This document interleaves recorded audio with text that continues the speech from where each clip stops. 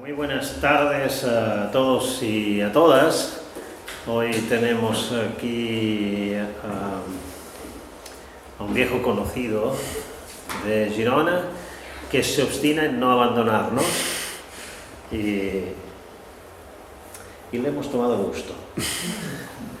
Alan Limardo es abogado por la Universidad de Buenos Aires. Se tituló en máster en razonamiento probatorio acá con nosotros, en el máster de doble titulación Girona-Génova, y ha continuado trabajando en el ámbito del razonamiento probatorio. Es docente en la Universidad de Buenos Aires en la materia de garantías constitucionales y prueba, y está realizando una estancia de investigación aquí con nosotros en este periodo, trabajando también sobre el razonamiento probatorio.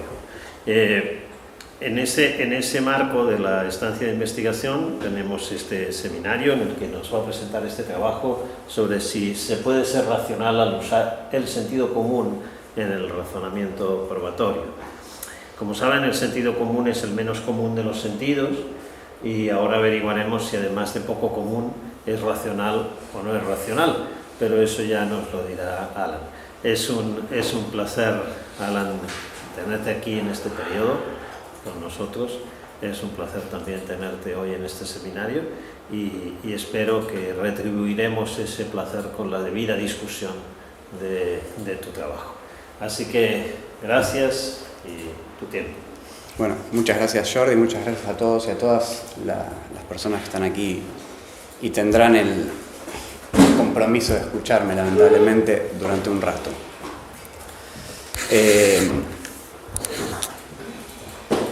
Este trabajo, además de que soy un reincidente gironí, este trabajo es uno de los más gironíes que tengo, quizás, porque algunas ideas muy preliminares de esto presenté el año pasado en el Girona Evidence Week, y estas ideas también, que a modo de disculpa también digo que son bastante preliminares, las continúo profundizando aquí. La idea de este trabajo justamente surge en función de estas frases a veces, ¿no? que se señalan acerca del sentido común y de cierta desconfianza del sentido común, ¿no? Pero que habitualmente usamos tanto, al menos en la práctica, donde yo, por mi tarea más profesional, digamos, me desempeño, se usa tanto el sentido común, o se lo invoca tanto, y siempre me llamó la atención la manera en que muchas veces se lo hacía con cierta sencillez. Sencillez para utilizarlo y sencillez para rechazarlo también.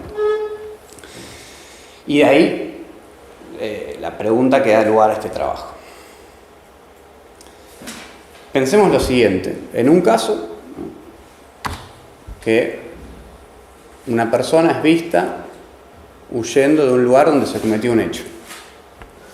En principio, algo nos dice eso, y de hecho nos parece importante contar con esa información. Supongamos que tenemos una prueba que da cuenta de eso, que una persona es vista corriendo, huyendo desde el lugar donde se cometió un hecho. Parece que en principio esa información la queremos incorporar al proceso. Y si esto es así, parece ser que esta información es una información relevante, con todas las complejidades que pueden dar la definición de qué es relevante o qué no es relevante, que al menos pueda ser más o menos probable la ocurrencia de un hecho, o que tiene capacidad para modificar el grado de justificación epistémica de un enunciado.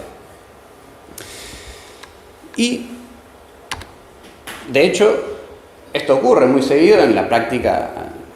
Yo creería que en las prácticas judiciales de todos los países, que se utiliza en los alegatos y en las sentencias de los jueces argumentos como, bueno, además esta persona ha sido vista escapando desde el lugar donde se cometió un hecho. Con lo cual, a nivel práctico, no es un argumento que sea poco frecuente.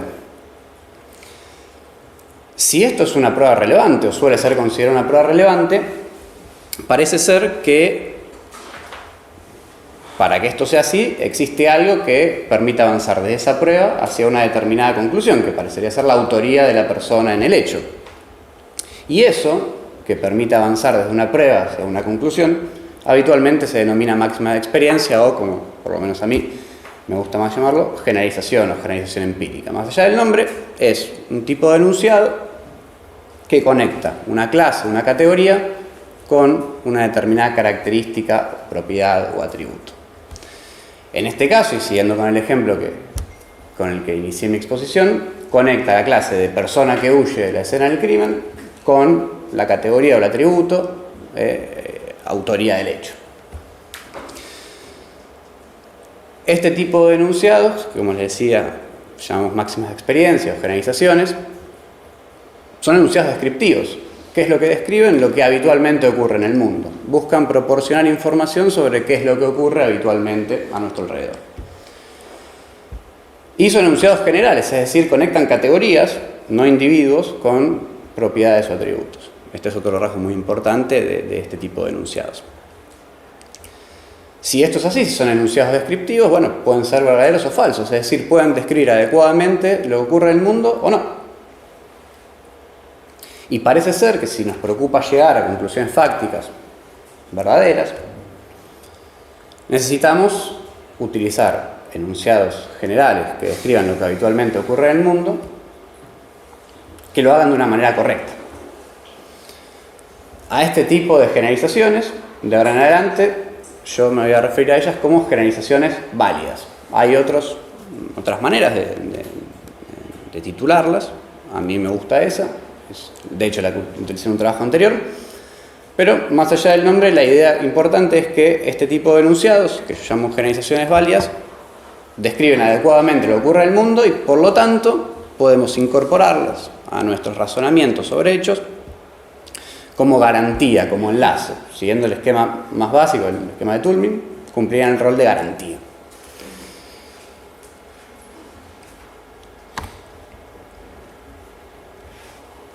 ¿Cuándo?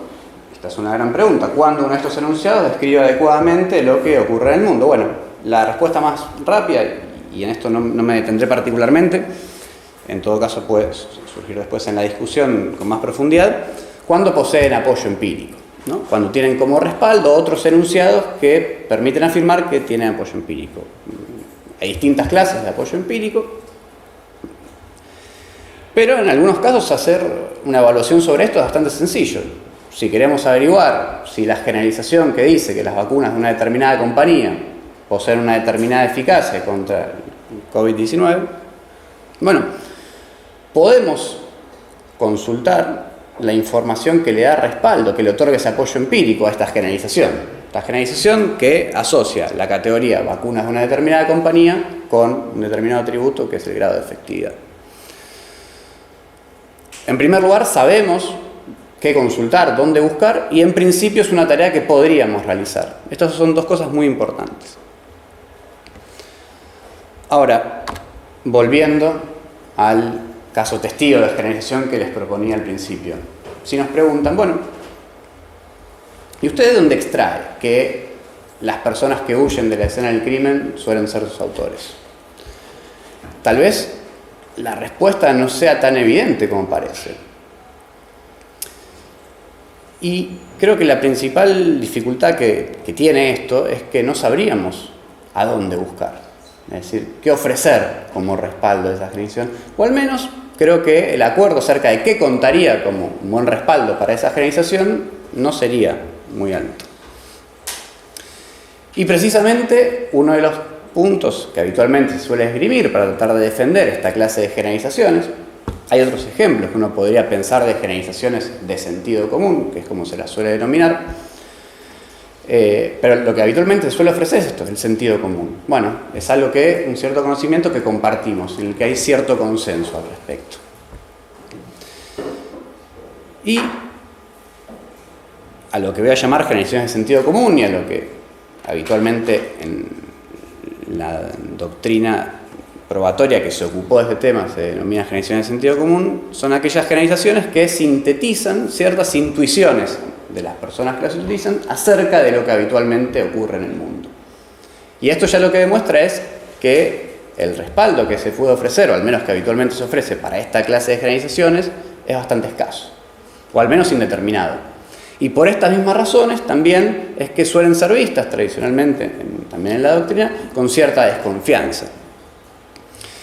Por ejemplo, Anderson, Hume y Twining, en el eje de confiabilidad que trazan de generalizaciones, las ubican aproximadamente por la mitad. Y otros autores, por ejemplo Federico Arena, ha deslizado como que en los casos que no podemos constatar cuál es el apoyo empírico de ciertas generalizaciones, en principio tendríamos que inclinarnos por la no utilización de esas generalizaciones. Es decir, parece ser que cuando se menciona generalización de sentido común, se asocia inmediatamente una cierta desconfianza hacia su utilización en los razonamientos sobre hechos. Y esto es algo que a mí siempre me llamó la atención, porque tendríamos que estar dispuestos, si tenemos tanta desconfianza hacia estas generalizaciones, a dejar de utilizar este tipo de enunciados, como por ejemplo que las personas que huyen de la escena del crimen suelen ser los autores. Y que no nos parezca entonces quizás relevante que una persona sale corriendo de un lugar donde se cometió un hecho. O otro tipo de generalizaciones, por ejemplo, cuando se asocia una cierta categoría social, por ejemplo, con un determinado delito. El grupo social X suele cometer el delito Y, y pueden completarlo como más les guste. Y creo que son generalizaciones que habitualmente se emplean y, adelantando un poco mi opinión, creo que muchas veces de manera correcta.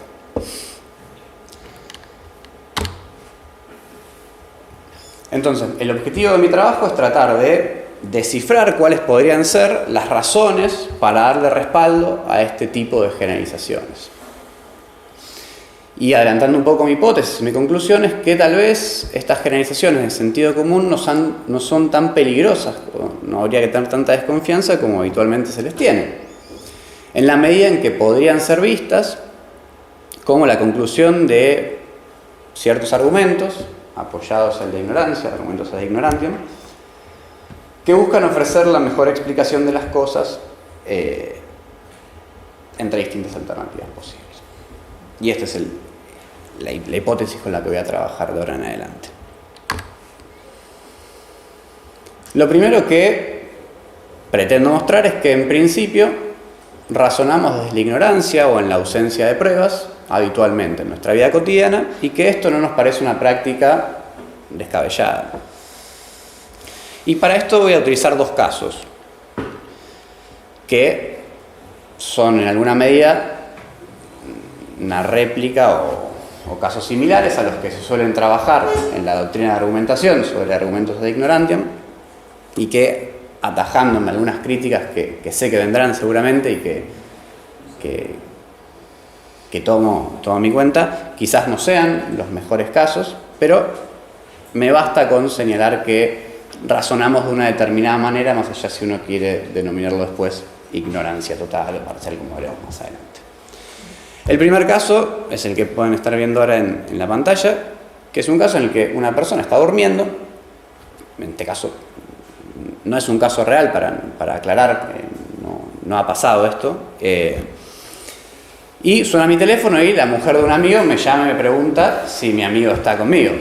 Obviamente, yo sin dudar digo que sí. Digo que no está conmigo.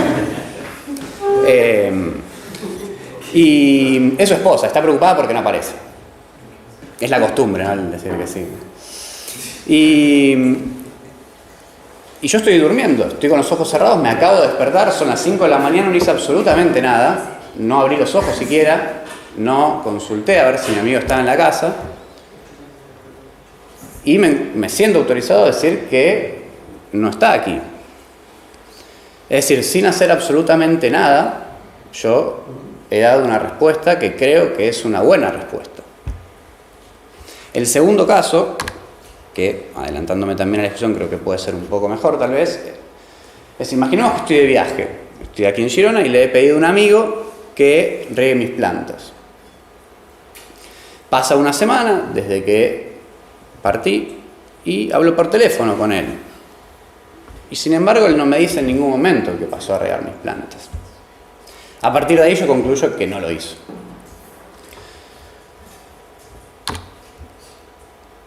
lo que tienen de característicos estos casos y los argumentos, los razonamientos que se despliegan a partir de estos casos, es que lo que funciona como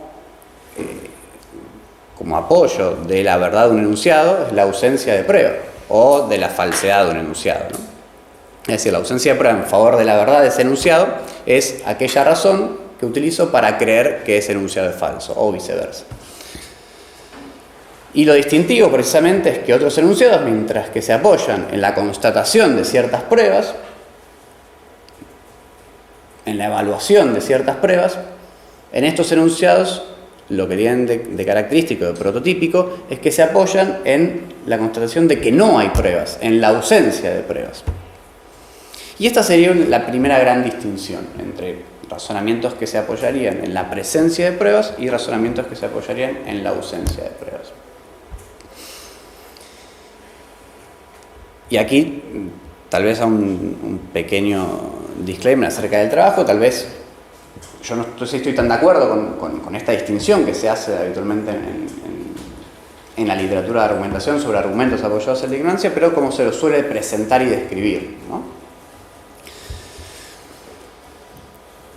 A mí me interesa más destacar esta peculiaridad que tienen, que funcionan de una manera un tanto distinta a los razonamientos a los cuales habitualmente estamos acostumbrados. Estos argumentos, justamente en la literatura de argumentación, se los suele denominar argumentos apoyados en la ignorancia, argumentos ad ignorantiam, y que, si bien tradicionalmente se los ha considerado argumentos falacias directamente, desde la perspectiva de lógica clásica, lógica deductivista, de perspectivas no deductivistas y de diversas teorías de argumentación, se los ha aceptado como razonamientos plausibles, es decir, que pueden ser más o menos plausibles. Obviamente no permiten arribar a certezas absolutas, como se suele decir. Y la distinción característica que se hace en esta clase de argumentos es aquellos argumentos que parten desde una ignorancia que se denomina total y una ignorancia que se denomina parcial. Y ahora vamos a ver esta diferencia.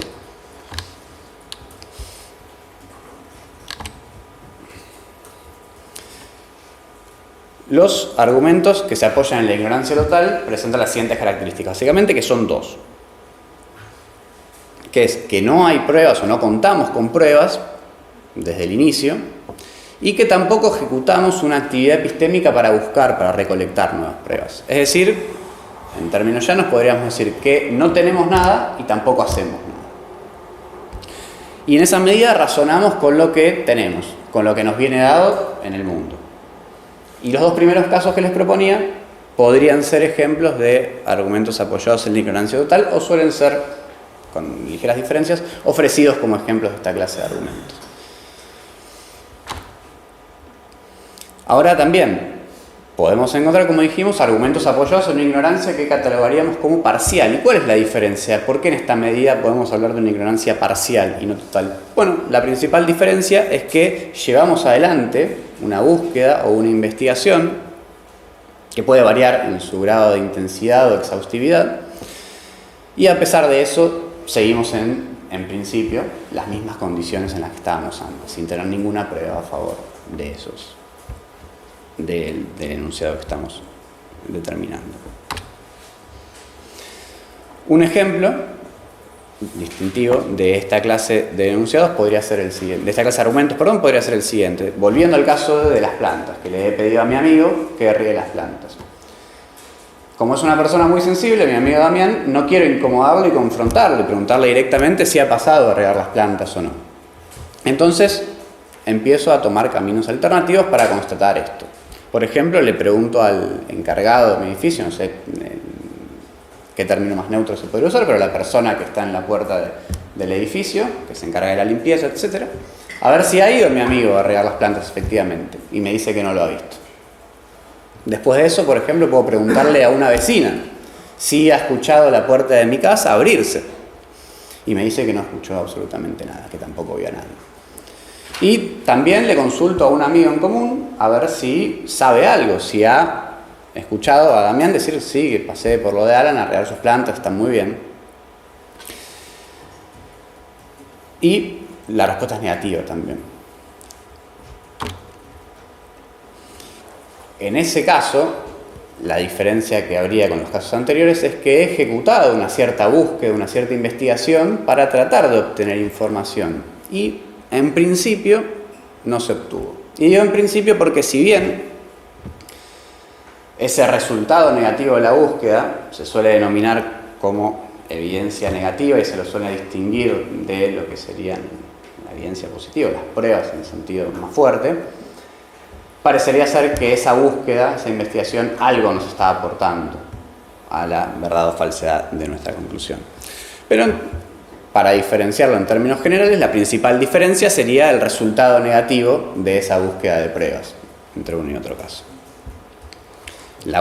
Emprender esa búsqueda y que el resultado sea negativo.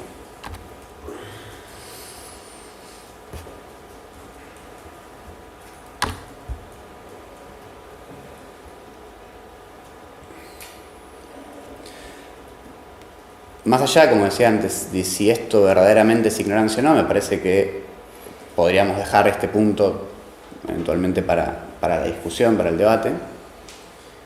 Yo creería que no todos los casos.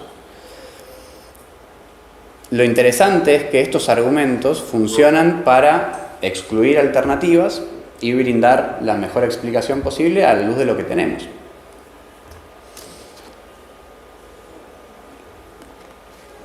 Algo importante es que parece ser que en los casos en los que podemos emprender una búsqueda, decidimos emprender una búsqueda, habitualmente lo hacemos porque podemos hacerlo, es decir, porque el número de alternativas o bien es limitado o bien comprende una cantidad en principio manejable o realizable de esa búsqueda.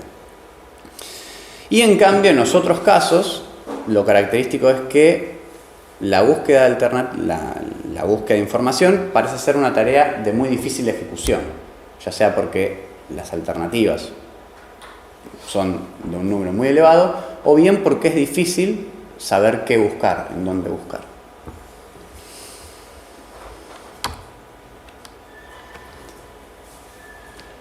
Los argumentos apoyados en la ignorancia parcial, y esta es una conclusión preliminar y no estoy muy seguro de esto, pero al menos a los fines de mi trabajo es una conclusión al menos preliminar, habitualmente integra nuestros razonamientos sobre hechos. Habitualmente es algo común en los razonamientos para determinar si un hecho ocurrió o no.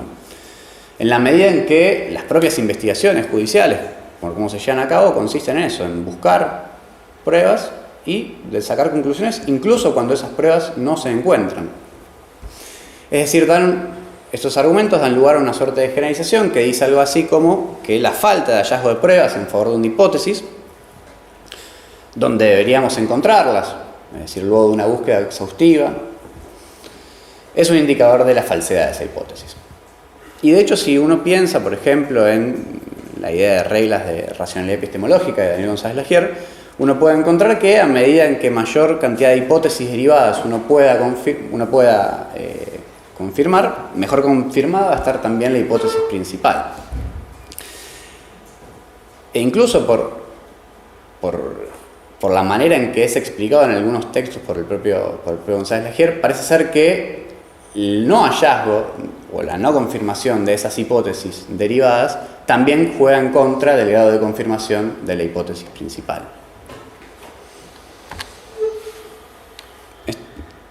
Por cuestiones temporales creo que voy a pasar muy rápido esto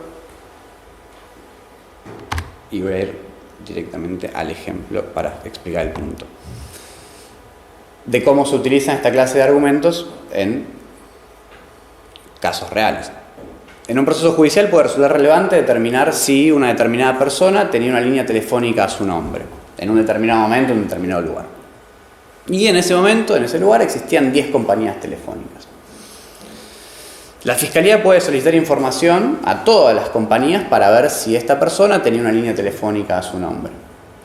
6 de ellas pueden responder, en este caso que les propongo, 6 de ellas de hecho responden y afirman que no cuentan con ningún cliente con ese nombre. 2 compañías de las 4 restantes no responden. Y las otras 2 afirman que lamentablemente han perdido los registros.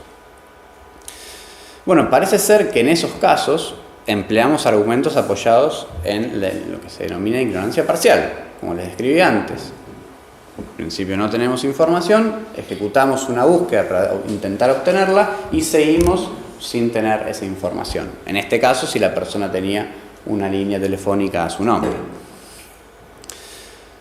Bueno, obviamente, la fuerza de estos argumentos va a depender de 3 aspectos. En primer lugar, si el ámbito de alternativas que estamos analizando es un ámbito de alternativas cerrado o abierto, es decir, si las alternativas son limitadas o no, si conocemos dónde terminan o no. Porque eso va a posibilitar hacer una búsqueda más o menos completa, totalmente completa eventualmente. En este caso, el ámbito de alternativas será efectivamente cerrado. En segundo lugar, de cuánta prueba negativa, esto que decíamos, la búsqueda de información y la falta de hallazgo, exista sobre cada una de esas alternativas. En este caso, 6 de las compañías, de las 10 en total, respondieron que no tenían un cliente con ese nombre. Y en tercer lugar, el otro factor que va a influir en la solidez de esta clase de argumentos es cuán exhaustiva sea la búsqueda, porque, como en el caso planteado, había un par de compañías que no habían respondido a la solicitud que se le habían formulado. Bueno, eso evidentemente influirá en la solidez de esta clase de argumentos. Pero a mí me interesa diferenciar lo siguiente. Cuando nos preguntamos acerca de qué es lo que le otorga respaldo a las generalizaciones de sentido común, por ejemplo, a las personas que huyen de la escena del crimen suelen ser sus autores, parece ser que estos criterios no sirven de mucho. Y por 2 razones principalmente. Parecen impracticables desde 2 puntos de vista. En primer lugar, que hay un problema, como Walton llama, de verificabilidad. No nos podemos poner de acuerdo qué es lo que tenemos que buscar. O sea, para saber qué es lo que le otorga respaldo a las personas que huyen de la escena del crimen suelen ser sus autores. ¿A dónde deberíamos ir? ¿A experiencias previas de los jueces? ¿A sentencias previas? Pero además de eso, incluso aunque pudiéramos ponernos de acuerdo acerca de qué es lo que consideramos el respaldo de esa generalización, por ejemplo, las sentencias previas, esa tarea se vuelve impracticable. Y en esa medida es difícil cumplir con estos 3 criterios que les mencionaba anteriormente para evaluar la fuerza de esta clase de argumentos.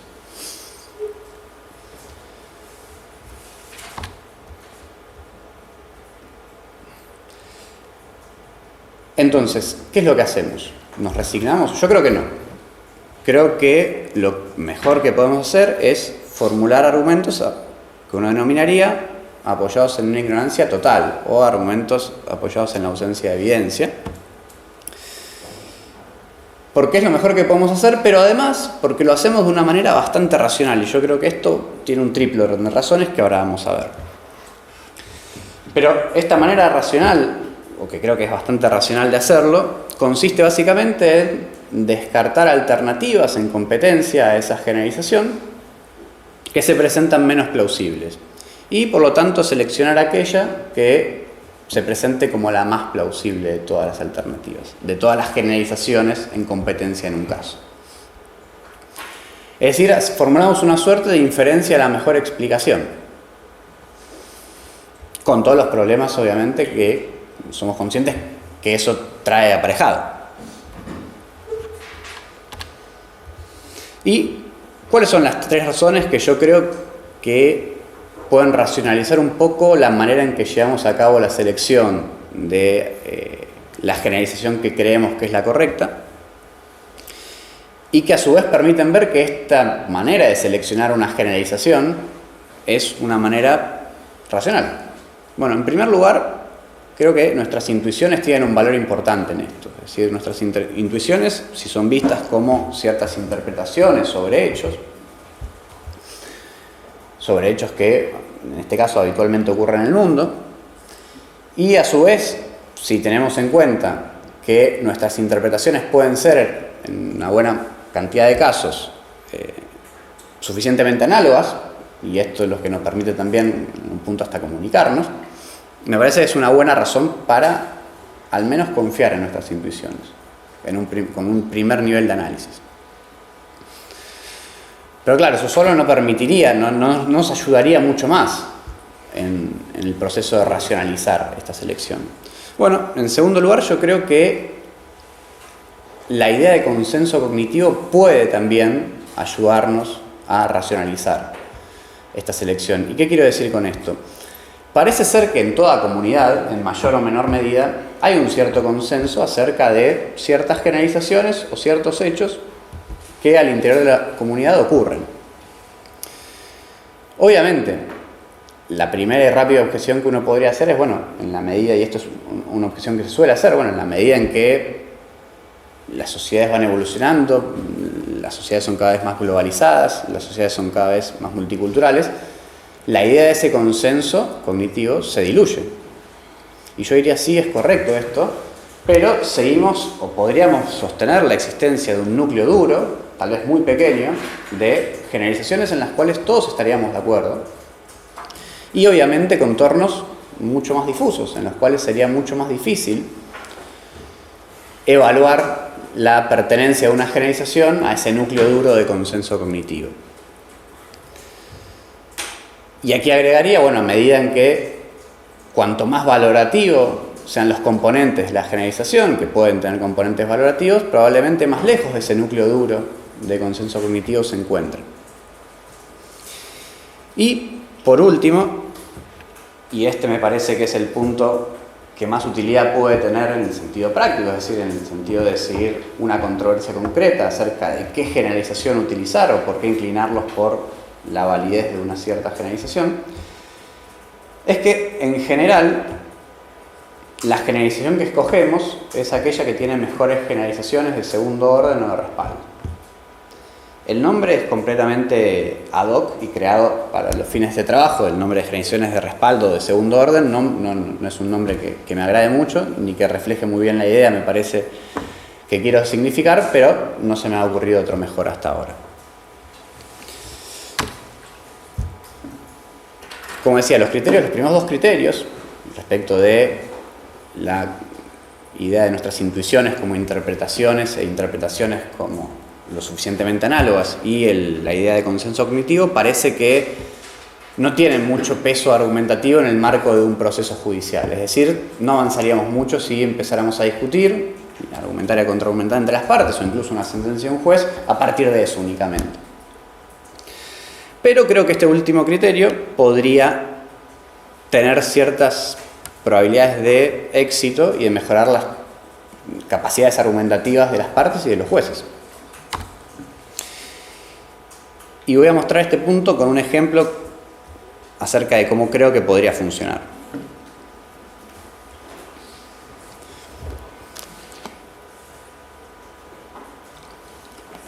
Si uno piensa en la generalización, las personas que huyen de la escena del crimen suelen ser sus autores, uno podría pensar que la categoría persona que huye se encuentra dentro de una categoría más amplia a la cual pertenece, que es personas que corren.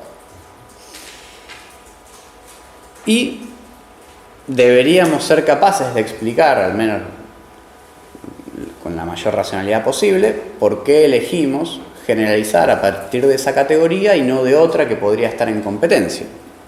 ¿Qué es lo que quiero decir con esto? Dentro de la categoría personas que corren, encontramos otras categorías en competencia a partir de las cuales podríamos generalizar. Está la categoría de personas apuradas, personas con prisa. Está la categoría de personas que entrenan, que salen a correr por deporte. Está la categoría de personas que son perseguidas. No podría seguir agregando ejemplos. ¿Qué es lo que quiero mostrar con esto? ¿O por qué creo que esto es útil? Porque uno, al seleccionar la generalización, las personas que huyen de la escena del crimen, implícitamente está descartando estas otras generalizaciones en competencia, o al menos estas otras categorías, a partir de las cuales se podría también formular otras generalizaciones. Y creo que esta selección y por lo tanto esta manera de descartar otras en competencia es un proceso que podría ser bastante racional. ¿Qué quiero decir con esto? Uno puede mostrar que el caso que tiene ante sí, el caso concreto... ¿Hay un sobreviviente o sí? Uno podría intentar mostrar... Sí. El pelo abortivo. Se le cayó, me parece. Uno podría intentar mostrar que el caso que uno está analizando no encaja bien con otras categorías a partir de las cuales podría generalizar. Por ejemplo, mostrando y argumentando que las personas que entrenan suelen hacerlo en los parques. Y esta es una generalización que respalda o es de segundo orden de esa categoría. No podría mostrar o argumentar que las personas que son perseguidas suelen tener atrás a sus perseguidores. Esta es otra generalización que sirve para desplazar otra subcategoría en competencia. Y uno podría mostrar que, por ejemplo, las personas apuradas suelen ir desde un punto a otro y que este no es el caso. Obviamente, esto requerirá analizar, y esto es algo que uno parece no poder escapar en algún punto, cuáles son las circunstancias del caso concreto. Pero creo que tal vez esta manera de argumentar acerca de cuál es la generalización más plausible o por qué esta es una generalización plausible es una manera de argumentar que permite un intercambio más rico que la mera invocación al sentido común o a estas intuiciones acerca de lo que habitualmente ocurre en el mundo. Así que, para no extenderme mucho más, y porque quiero nutrir más los comentarios que me puedan formular y las objeciones que me puedan formular, mis conclusiones son las siguientes: que en primer lugar no es algo extraño ni descabellado apelar o razonar desde la ignorancia o a partir de la ausencia de pruebas, ni tampoco, en algunos casos, seleccionar la mejor explicación posible, aunque tal vez esto no sea el mejor escenario. En segundo lugar, que cuando utilizamos ciertas generalizaciones, lo hacemos a partir de lo que tenemos y lo que no tenemos. Buscamos hallar una generalización que sea la que mejor explique lo que se nos presenta delante nuestro. Y por último, destacaría que la solidez o la fuerza que pueden otorgar estas generalizaciones a la conclusión va a depender obviamente de la cantidad de generalizaciones en competencia que uno pueda sostener que permanecen en pie, que no pueda descartar. Pero esto de cualquier manera haría más bien a la fuerza que tenga esa conclusión y no a la posibilidad de utilizar esa generalización en el caso concreto. Esto ha sido toda mi exposición, espero no haberlos aburrido mucho y muchas gracias por su tiempo.